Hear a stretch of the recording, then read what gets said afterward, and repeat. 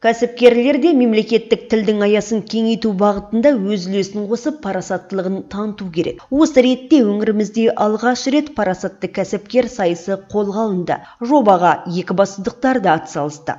Павлодар облысында өтті. Енді бұл жерге Екібастұз қаласынан 2 топ бардық қатысуға. Бір топта 5 адамнан қатысу керек болды. Екібастұз қаласынан Қыран той ұйымдастыру орталығынан парасатты кәсіпкерге қатысуға 5 адам бардық.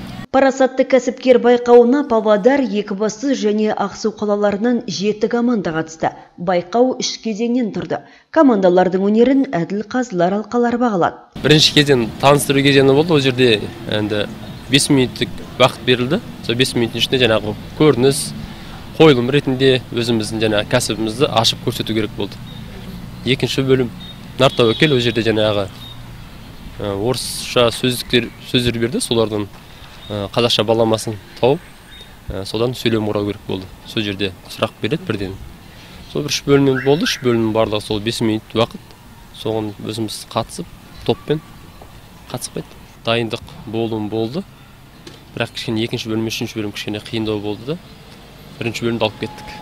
Сайысқа қатысқан Қыран той орталығының жетекшісі мұндай байқау арқылы қазақ тілінің дамуын насихаттап, тілдің қолданыс аясын кеңейтуге өз үлестерін қосып жатқандығын айтады. Қыран той ұйымдастыру орталығы осыдан 11 жыл бұрын ашылды. Қазір енді осы уақытқа дейін қазақтың енді бұл мақсатымыз біздің халыққа қызмет көрсету орталығы. Жаңағы біздің қазақтар той жасайтын кезде енді қиналады. Мейрамхана табу қиын болады. Жаңағыдай асаба, әнші, биші, күйші дегендердің сыңсу дейді, мысалы, соның барлығын табу қиындық қазаққа той жасаған кезде. Соның барлығын осы орталыққа келген кезде біз бір жерден тауып береміз де, халыққа ыңғайлы болу үшін. Бір адам жауапты болатындай.